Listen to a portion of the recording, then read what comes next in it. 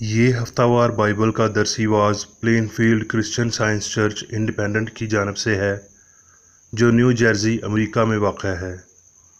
मज़ीद मालूमात के लिए आप हमारी वेबसाइट मुलाहिज़ा करें www.plainfieldcs.com।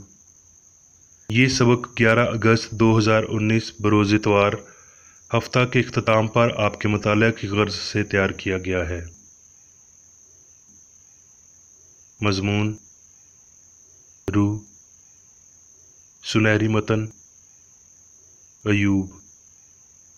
इंसान में रूह है और कादिर मुतलिक का दम खुर्द बख्शता है। जवाबी मुतालिया ग्रंथियों। लेकिन जैसा लिखा है वैसा ही हुआ कि जो चीज़ें ना आँखों ने देखी, ना कानों ने सुनी, ना आदमी के दिल में आई, वो सब खुदा ने अपने मोहब्बत रखने वालों के लिए तैयार कर दी।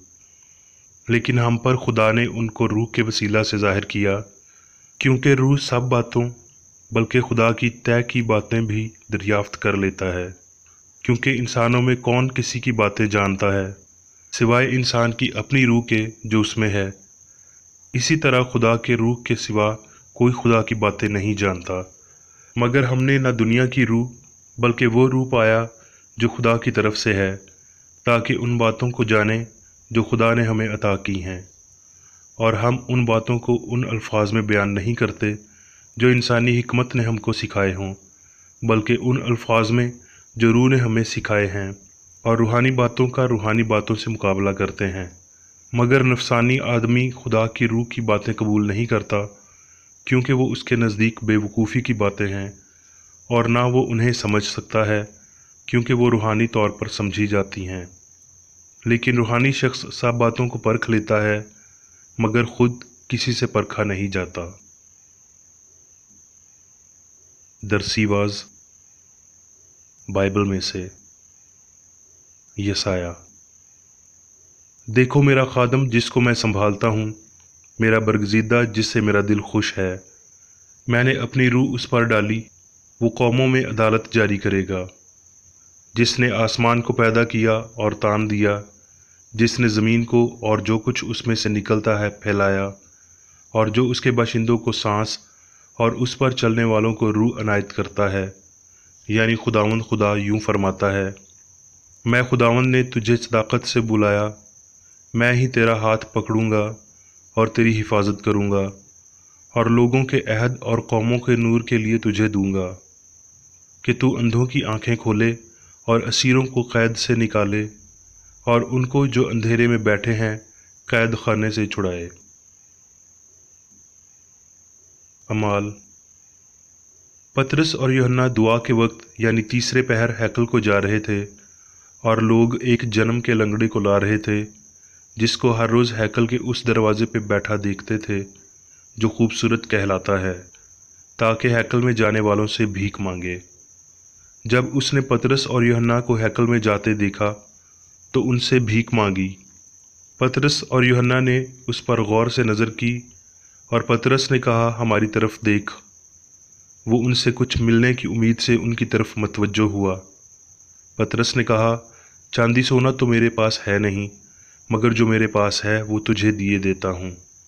यीशु मसीह नासरी के नाम से चल फिर। और उसका दाहिना हाथ पकड़कर उसको उठाया, और उसी दम उसके पांव और टखने मजबूत हो गए, और वो कूद कर खड़ा हो गया और चलने फिरने लगा, और चलता और कूदता और खुदा की हम्द करता हुआ उनके साथ हैकल में गया। अमाल।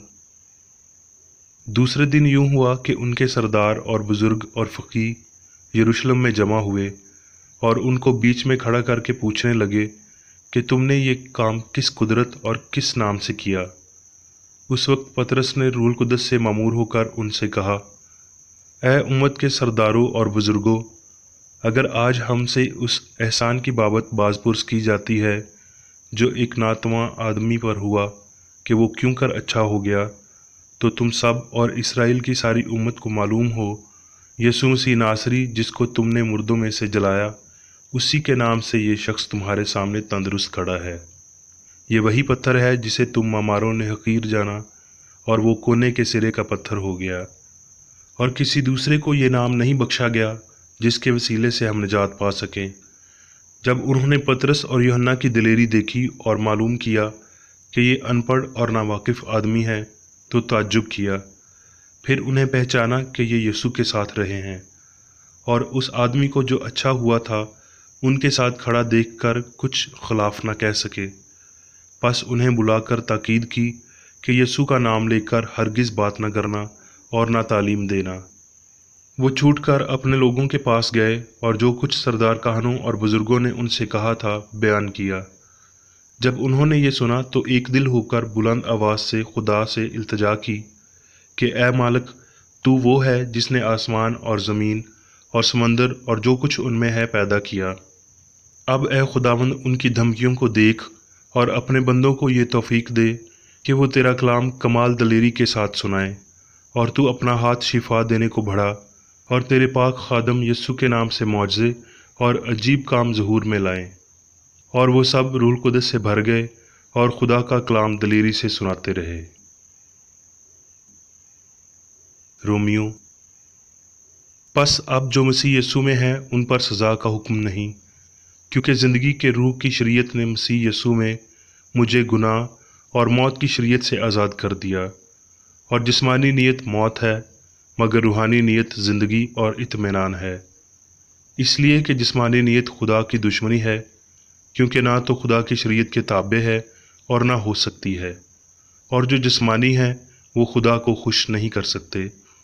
لیکن تم جسمانی نہیں بلکہ روحانی ہو، بشرطے کہ خدا کا روح تم میں بسا ہوا ہے۔ کرنتھیوں۔ اس لیے کہ خدا ہی ہے جس نے فرمایا کہ تاریکی میں سے نور چمکے، اور وہی ہمارے دلوں میں چمکا، تاکہ خدا کے جلال کی پہچان کا نور یسوع مسیح کے چہرہ سے جلوہ گر ہو۔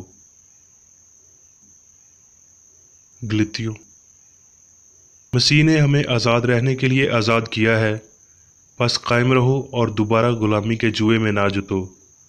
اے بھائیو، تم آزادی کے لیے بلائے گئے ہو، مگر میں یہ کہتا ہوں کہ اگر روح کے موافق چلو تو جسم کی خواہش کو ہرگز پورا نہ کرو گے، مگر روح کا پھل محبت، خوشی، اطمینان، تحمل، مہربانی، نیکی، ایمانداری، حلم، پرہیزگاری ہے۔ ایسے کاموں کی کوئی شریعت مخالف نہیں۔ اب میں میری بیکر ایرڈی کی تحریر کردہ کرسچن سائنس کی درسی کتاب سائنس اور صحت آیات کی کنجی کے ساتھ میں سے لی گئی تحریریں پڑھوں گا۔ سائنس اور صحت۔ روح، الہی مواد، خدا، وہ جو واحد کامل، ابدی، قادر مطلق، ہر جا موجود، لامتناہی ہے۔ کرسچن سائنس میں روح بطور اسم خاص اعلیٰ ترین ہستی کا نام ہے۔ اس کا مطلب ہے مقدار اور معیار، اور یہ خصوصاً خدا کے لیے لاگو ہوتا ہے۔ روح زندگی، مواد اور سب چیزوں کا تسلسل ہے۔ یعقوب رسول نے کہا، تو اپنا ایمان بغیر اعمال کے مجھے دکھا اور میں اپنا ایمان اعمال سے تجھے دکھاؤں گا۔ زندگی کی لازوال حقیقت، اس کی قدرت اور لافانیت پر ہمارے بھروسے کو مضبوط کرتے ہوئے یہ فہم کہ خدا روح زندگی ہے، ہمارے ایام کو دراز کرتا ہے۔ مسیح روح تھا جسے یسوع نے اپنے خود کے بیانات میں تقویت دی۔ راہ، حق اور زندگی میں ہوں، میں اور میرا باپ ایک ہیں۔ یہ مسیح یا انسان یسوع کی الوہیت، اس کی فطرت خدائی تھی جس نے اسے متحرک رکھا۔ الہی حق، زندگی اور محبت نے یسوع کو گناہ، بیماری اور موت پر اختیار دیا۔ اس کا مقصد آسمانی ہستی کی سائنس کو ظاہر کرنا تھا، تاکہ اسے ثابت کرے جو خدا ہے اور جو وہ انسان کے لیے کرتا ہے۔ بیمار اور گناہ کرنے والے کو شفا دیتے ہوئے یسوع نے اس حقیقت کو واضح کیا کہ شفا کے اثر نے الہی اصول اور مسیح کی روح کے فہم کی پیروی کی، جس نے جسمانی یسوع پر حکمرانی کی۔ اس اصول کے لیے کوئی شاہی گھرانہ، کوئی متبرک اجارہ داری نہیں ہے، इसका वाहद ताजदार फ़ानी इक़्तिदार है। इसका वाहद काहन रूहानी इंसान है। बाइबल ये वाज़ह करती है कि सब ईमानदारों को खुदा के लिए बादशाह और काहन बना दिया गया है। कलाम हमें ये मालूमात देता है कि खुदा से सब कुछ हो सकता है। रूह के लिए सारी अच्छाई मुमकिन है, लेकिन हमारे मौजूदा नज़रियात अमली तौर पर इससे इनकार करते हैं और सिर्फ मादे की बदौलत शिफा को मुमकिन बनाते हैं। हमारे दौर में मसीहत दोबारा इलाही असूल की ताकत को ज़ाहिर करती है, जैसा उसने बीमार को शिफा देते हुए और मौत पर फतहमंद होते हुए 1900 साल कबल किया था। यसू ने यह तालीम कभी नहीं दी कि अद्वियात, खुराक, हवा और वर्जिश इंसान को सेहतमंद रखते हैं या इनसे इंसानी ज़िंदगी तबाह हो सकती है। ना ही उसने इन गलतियों को अपने अमल से बयान किया। उसने इंसान की हमआहंगी का अक्ल के साथ हवाला दिया, ना कि मादे के साथ, और कभी भी खुदा के फरमान को गैर मौसर नहीं बनाया, जिसने गुनाह, बीमारी और मौत की खुदा की तरफ से हलाकत पर मुहर की। जिस्मानी हवास खुदा का कोई सबूत हासिल नहीं कर सकती।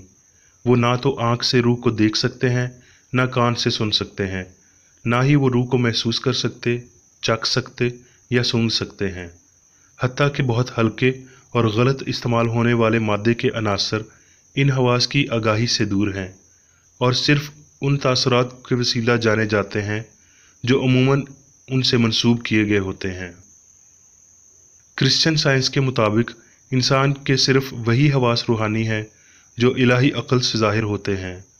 ख्यालात खुदा से इंसान में मुंतकिल होते हैं, लेकिन ना एहसास और ना ही रिपोर्ट मादी जिस्म से अक्ल में जाते हैं।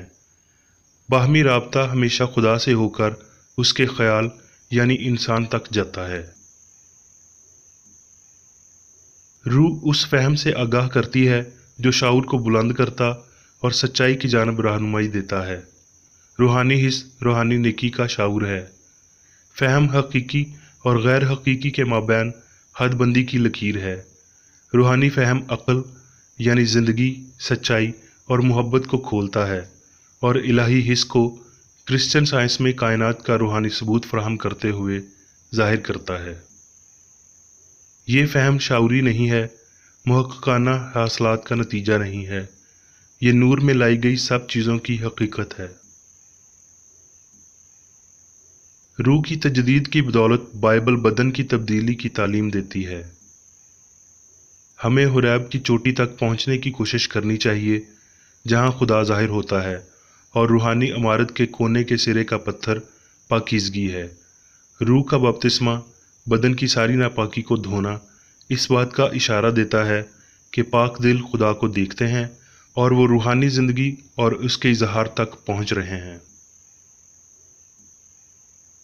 जब हमें ये एहसास होता है कि ज़िंदगी रूह है, सब कुछ खुदा यानी अच्छाई में पाते हुए और किसी दूसरे शाऊर की ज़रूरत को महसूस ना करते हुए, मादे में और ना मादे से, ये फ़हम खुद कामलियत में कभी वुसअत नहीं पाएगा। रूह और उसकी इस्लाहात हस्ती के वाहिद हक़ाइक़ हैं। मादा रूह की खुर्दबीन तले गायब हो जाता है। गुनाह सच्चाई के वसीला नागुज़ीर है और बीमारी और मौत पर यसू ने फतह पाई, जिसने इन्हें गलती की इश्काल साबित किया। रूहानी ज़िंदगी और बरकत ही वाहिद सबूत हैं जिनके वसीला हम हकीकी वजूदियत को पहचान सकते और नाकाबिले बयान अमन को महसूस करते हैं, जो सब जज्ब करने वाली रूहानी मोहब्बत से निकलता है।